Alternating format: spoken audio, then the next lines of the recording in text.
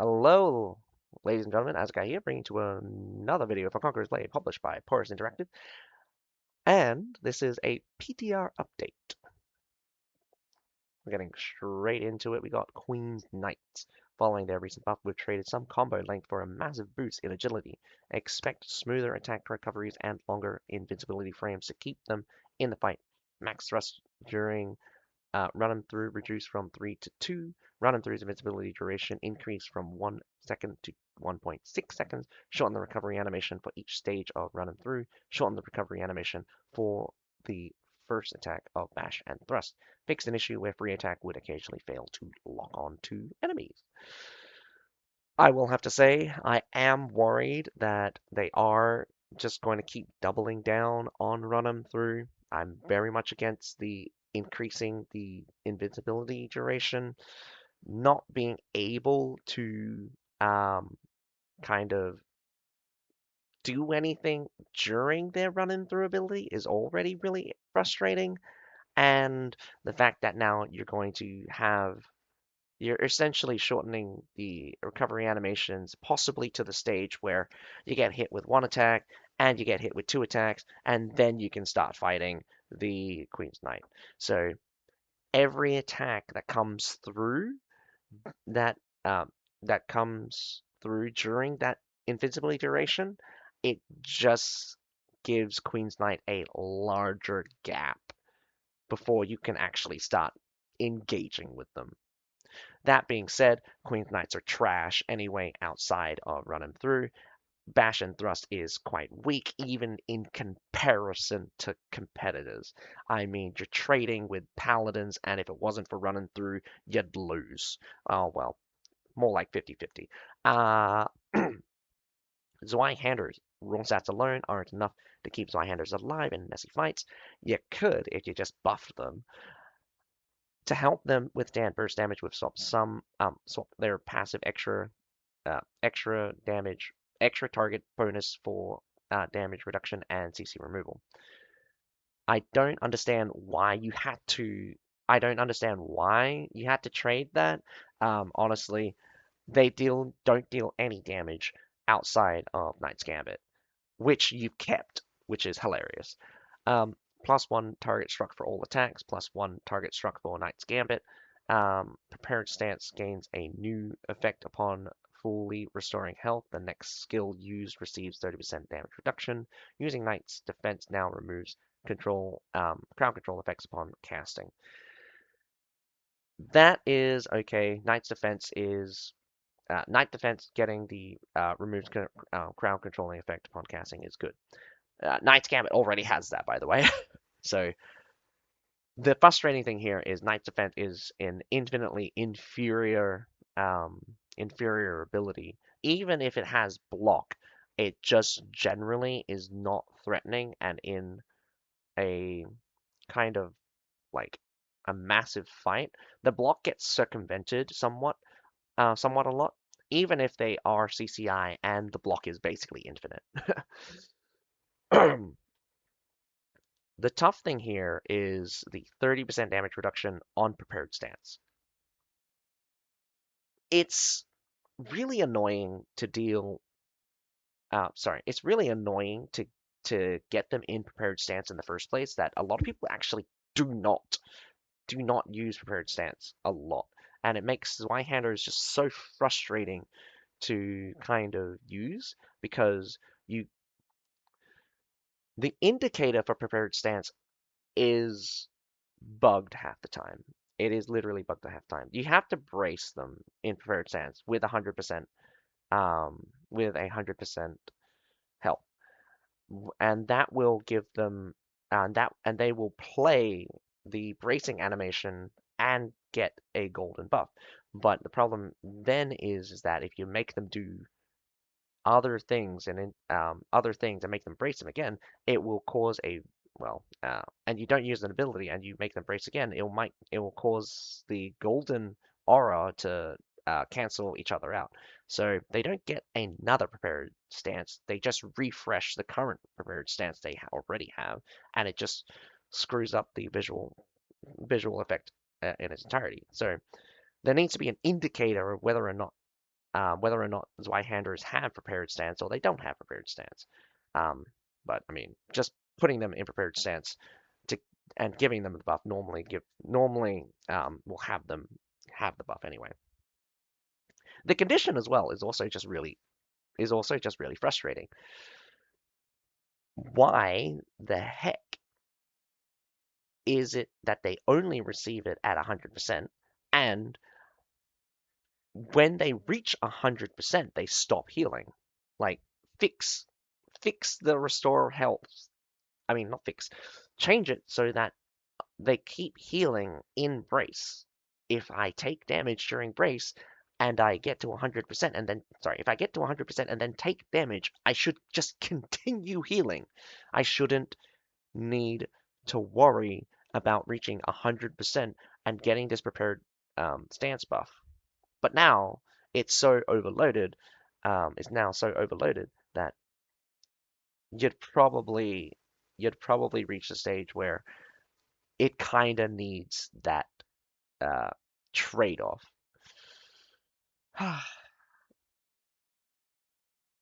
There's one thing that really frustrates me about Zweihanders is how Knight's Gambit is designed. It does the majority of its damage in the first two attacks because the first two attacks does the most damage, like 50% more damage than the last three attacks, and the first two attack comes out much quicker. Sorry, the first three attack comes out much quicker than the last two attacks.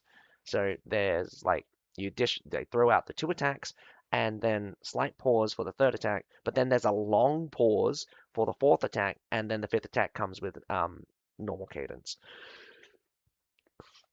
Why? Why did you design the ability to be weaker and slower at the end than compared to the start?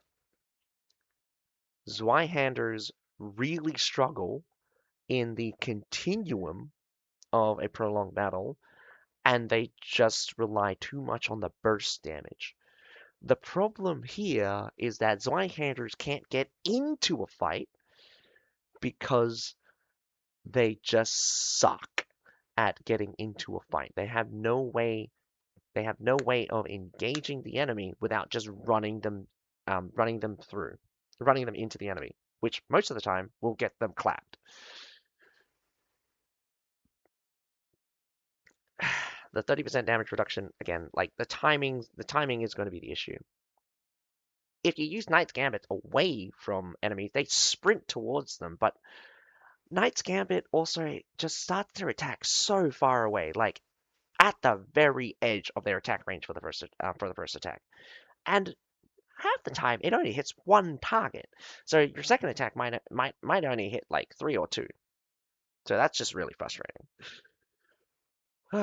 There's so many things that you could fix on Zweihanders, but I don't understand why they did it like this. And also why I'll tell you right now that Zweihanders are still gonna feel weak, even though that for all intent and purposes, they'll like instantly burst you down with zero counterplay, and um, it will feel like you're facing off against claymores, but these guys are CC immune for an extra 2 seconds. The Iron Reaper, Iron Reaper, the damage reduction for from the very heavy armor trait wasn't working against artillery. We've had a stern word with the quartermaster to fix this. The damage reduction effect of the very heavy armor trait now applies to artillery. Damage reduction doesn't always apply to artillery. There's so many examples of damage reduction that doesn't affect artillery, and there's so many examples of damage reduction is affecting artillery. Now, I'll tell you right now as well. Um, there's no way that they didn't intend for this because um, I'm pretty sure that oh well I can't really say that actually. In in in the transparency of things, the damage reduction effect is just all over the place. It's completely inconsistent when it comes to dealing with artillery. Whether or not it will affect it is dependent on the unit we're dealing with. And again, if the damage reduction effect is supposed to apply to artillery, then make all damage reduction effects affect artillery. It's just kind of weird that they just fix the Iron Reaper's very heavy armor trait, especially since the very heavy armor trait is insanely high. It's like 60% at max stacks. Zykeelian Militia. We previously scaled back their long-range threat, but they remain an absolute nightmare for heavy frontline infantry. To balance this out, we're further dialing back their attack rate and debuff values. Throw. Base cooldown 10 seconds to 16 seconds. Rain of Fire. Base cooldown 20 seconds to 16 seconds. Basic attack reload time increased by 33%. Oil pot on hit effect reduce defenses by 6%. Max 20 stacks for 8 seconds. Reduces defense by 4%. Max 8 stacks for 6 seconds. Now, the fact that it can stack 20 times was very interesting, considering that I only thought it was 6% for 8 seconds.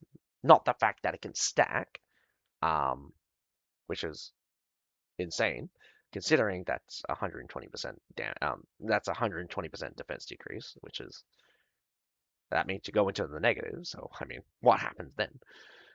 You probably would not even be able to survive that anyway. Mastery node flash ignition reduce armor penetration by 27% for 4.5 seconds. Reduce armor penetration by 32% for 6 seconds. Now, thank goodness they finally addressed the armor penetration debuff. It is probably the worst debuff you could possibly face in terms of uh, like damage in terms of like damage reduction, because penetration versus your armor, if you reduce your penetration by a lot, I mean by like even a third, that's not decreasing your damage by a third. It's decreasing your damage by however much by however much the difference is between your new penetration versus the opponent's armor. And a lot of cases, 72% would just dumpster your penetration to below the enemy armor. It means you're dealing minimum damage. The frustrating thing about Zykeelian Militia is actually the ammo. They can throw so many balls at an enemy pile, and depending on like the pacing of the battle, it's definitely a anti-heavy frontline unit, because the longer you fight on the front line, the more effective a Zykeelian Militia is. They just deal They just deal straight damage. It doesn't care how much armor or defense you have, because it does pure damage. If you have like fire resistance and stuff, you'll reduce the fire damage, but that does jack all anyway, and no one cares besides Rattan. The frustrating thing is you can't really keep Zykeelian Militia as a very cost-effective specialty unit. It needs more limiting factors, not, well, I mean, thank God they reduced the effect, but the the main um, the main concept of the unit is interfering with just kind of like the balance. It's just too strong in conception that makes any kind of viability for Zykeelian Militia just straight up hell for anyone having to face it. Even before the whole mastery thing, if anyone took Zykeelian Militia and you try to push in through that, you're dead. You're absolutely dead. You'd either need to blow right through the enemy front line or flank. That was no one brought Zykeelian Militia, not because they weren't effective. It just it wasn't. Not because it wasn't effective, it's just no one cared to use them because it's just so hard to, because it was just so difficult to have an ally that would maintain a front line. But now they're so strong that it doesn't care if you maintain a front line. I can just bomb the enemy, and no matter who stands in front of it, my hero included, stand in front of the enemy. I can stop an entire army as long as they get hit by Zykeelan militia because you can't hurt anyone when you're on fire by the Zykeelan militia. And that was probably the turning point of why Zykeelan militia just went crazy. So it's good that they finally addressed the armor penetration. Well, I mean, that was added after the first primary one, which just bombed the hell out of everyone. So, so damage was definitely a problem in the first place before this armor penetration thing. Liao Rangers. While we reined in their ability to steamroll units, Liao Rangers can still instantly kill heroes mid-charge with 0 time to react. To give heroes a fighting chance to intercept them, we're adding the combat penalty to heroes trait. The interesting thing here is that when they say instantly kill heroes with mid-charge with 0 time to react, I think they're talking about the charge ability and the shooting because obviously they don't understand that bludgeon also just straight up just deals so much damage it would just kill the hero anyway.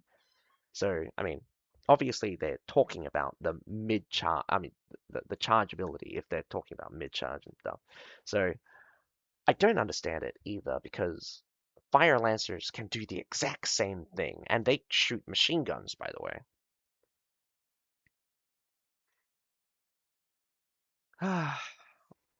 Fix an issue where charge would sometimes delay the casting of bludgeon. It technically didn't. It just didn't have the bug where if you activate bludgeon, they do a phantom attack. So the fact that charge into bludgeon would actually be would actually make them normal. I say normal. Whatever the devs intentions are is just really stupid because for the longest time, if you activate bludgeon, they will do a phantom attack before they'll actually attack, which is just really dumb because you could always get a double attack to come out with bludgeon, and it was 0 reaction. It's just like a 0 reaction attack, and it was stupid. I don't know why they haven't fixed it yet, and now they've changed it so that the 0 reaction phantom attack is well, I'm assuming that's what they're referring to anyway, um, is intended. So it's just really frustrating that they're doing this. Um, Bludgeon's block break reduced from 1400 to 1100 is being replaced to block break of all attacks reduced from 1400 to 1100. I didn't realize that all attacks dealt 1400 block break, but that's insane. Well, I mean, not all of their attacks are the same. Besides the fact that like their shooting should also be 0, by the way. If it has block break now, that's insane, and I think that's funny. Definitely something I should test out. Added the combat penalty versus hero trait. All attacks deal 40% less damage and suffers a 60% armor penetration penalty against heroes. They copied and pasted the one from York's Household Knight without understanding why that was ineffective against York's Household Knights. This could very well make Liao Rangers deal 0 damage to heroes, by the way. 60% armor penetration penalty against heroes, unless there's hidden damage, unless there's hidden flat damage or pure damage um, in their attacks. No hero having less than 1,000 armor is going to take damage from Liao Rangers. Just straight up. That is going to be a problem for the Outrangers. And I think that's stupid because they've added this combat penalty without thinking. Again, I'm not sure why they decided to implement something and then not understand what's going to happen. I'm feeling really frustrated now as I read this. Added slight variance to the internal cooldown of attacks during bludgeon.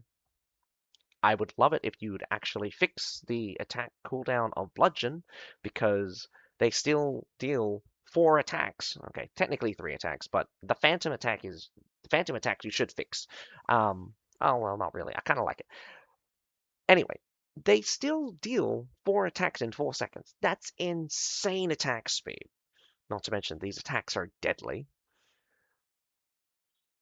I don't know if there can be a middle ground. If you could just revert bludgeon back to the old bludgeon, you would be fine. Not You don't have to nerf the hit limit back to 6, or was it 7? Or I don't I don't understand in the first place why they screwed with bludgeoned to the point where they attack so fast you will never see their normal attack anymore unless they get CC'd, which is also very interesting that if you CC Liao Rangers, their attack recovery is the same attack speed as before, which um, means that which causes them to attack at the same attack speed as before because they actually play their attack animation. So there's that. Smashy and Stalwart. Unlike other shield units, Stalwarts often struck enemies well outside their logical range to make melee engagements more intuitive and ground them in their defensive identity. We've separated and shrunk their attack hitboxes. So instead of brace attack hitbox reduced by 12%, they are changing brace contact damage hitbox reduced by 12%, and brace thrust damage hitbox reduced by 18%. Let me tell you that stalwarts are not the only one that can reach units outside their logical attack range. Nearly a unit that is very prolific in doing the exact same thing is Iron Reapers. Iron Reapers hit way further than they should. That is the truth. And the reason for that is how the additional targets are acquired. I have no idea how, why, or what logic is in the background, but so many units will have their primary target hit them, and then the secondary targets will be selected from an increased range from the either from the primary target they hit or from a just stupidly long range. In this case, it doubles the attack range of any attack. And this is not unique to Stalwarts, it's just very noticeable on Stalwarts because Stalwarts have a very long attack range. But a lot of units do this, and especially old units that have +1 in their attacks, kind of like in their veterancies will get +1 attack. But essentially, if they can hit multiple targets, or like old units normally only supposed to hit one target. However they're coded, um, the additional targets are acquired in a weird way, which makes their attack range essentially double, except for the first target they hit. I know I kind of repeated myself and kind of went in circles there, but I just hope you understand that this nerf doesn't address the underlying issue, which is you need to fix the doubling of the attack range from this bug. Otherwise, you're just nerfing Zamashi and Stalwarts because you can't fix the bug. I mean, honestly, I don't think Stalwarts need to be nerfed at this point. We've already got so many problems with other units just completely just completely um, dumpstering on them already. They're still a they're still a fairly grounded unit. You can do well with them in the meta, even in this meta, even in the current meta. But people have already people have already kind of like changed up already. Stalwarts don't last as long because people have figured out how to fight them. And also people don't fight around them anymore, which is also another very interesting thing. We've moved to a very more hit and run kind of meta where people just blitz the enemy just with damage, whatever. Yorkist Household Knights. These knights have been dominating the battlefield, so we're capping their maximum burst potential to keep them in line. Base leadership costs increase from 255 to 265. Unit size reduced from 20 to 18. Maximum speed multiplier for all skills reduced from 4 to 2.5. This will probably kill the unit. Um, it is very apparent that either they refuse to fix the true damage or they don't understand that the flat damage is the problem. And also the fact that the flat damage is hidden on the Yorkist Household Knight. They have flat damage somewhere innately. This is not just through veterancy, and the fact that heroes heroes count as being melee um, is hilarious. The fact that we can be affected by the true damage that they get from veterancy is um, absolutely hilarious. But if these changes go through, York's Household Knights will just basically die. I don't like it. I don't like just gutting the unit, but sometimes you have to if you just want to get rid of them. I, for one, don't like a lot of the design for cavalry. One of the biggest problem I have is collision. We have zero collision against cavalry.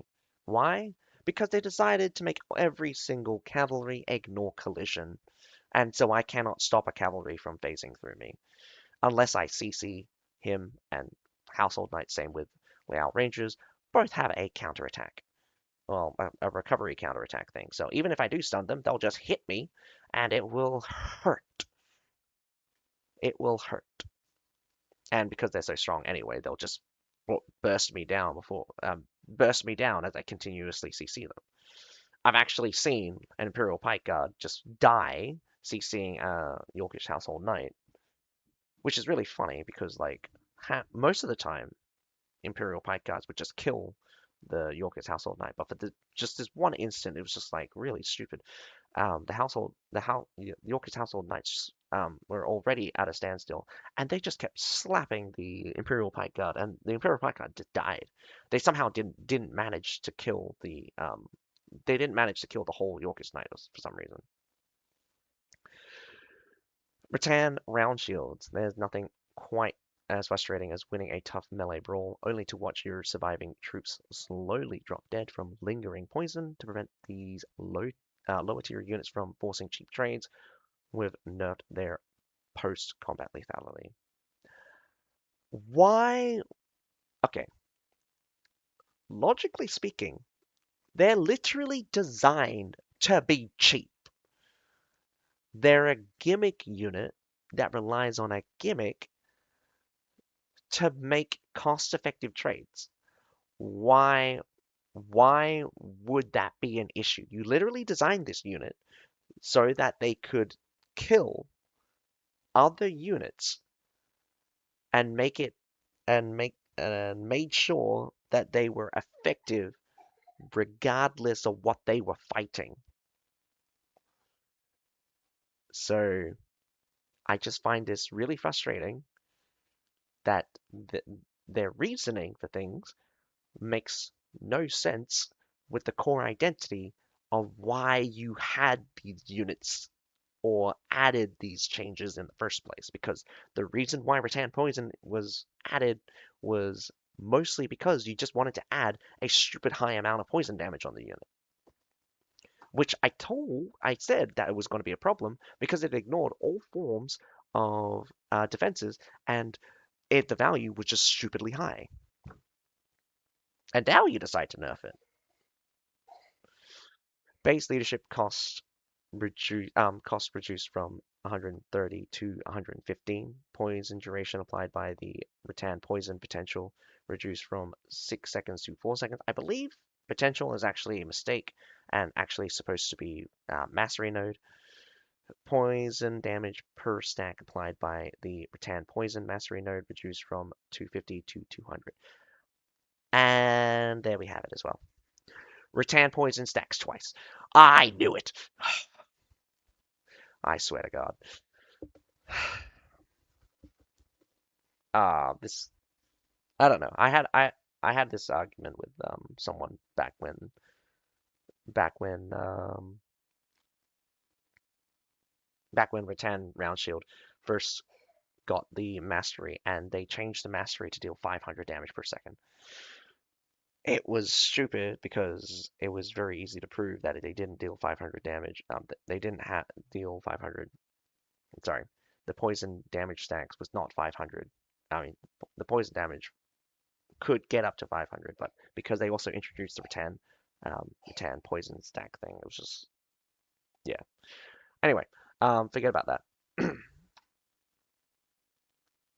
the the amount is actually significant, but you still have the problem of the number of stacks. It's still innately stacks twice, and you can stack it up to four times with the rattan poison doctrine. That's 800 damage per second. Even if it's only for 4 seconds, you normally stay engaged against the rattan round shields long enough for you to get full stacks for a really long time. And since it's per second, you need to only fight them for around if you fight them for any longer than 16 seconds, my god, if um, you either need some kind of healing ability or, well, I mean, again, you need some kind of healing ability because you're still going to die. And frankly, I personally think that the rattan poison should just be reduced to nothing, virtually nothing. If you're going to allow it to stack, let it stack, but the base value needs to be low in order to in order to avoid just having these cheap trades, as you call them. But you keep it high, and I mean high. 200 is still high. Again, it ignores all kinds of defenses. Your only defense you have is healing, some kind of sustain or anything, or just raw health. You need just a stupid amount of health to survive up to 800 per second. All right, and finally, rattan pikemen. Thankfully, they're also affecting rattan pikemen. However, I think rattan pikemen should be hit again with a lead. I haven't even read the thing. Following the same reasoning as rattan round shields, we've nerfed the post-combat poison lethality of rattan pikemen to ensure the victor actually survive the encounter. Poison duration applied by the rattan poison potential reduced from 6 seconds to 4 seconds. Poison damage per stack applied by the rattan poison mastery node reduced from 250 to 200.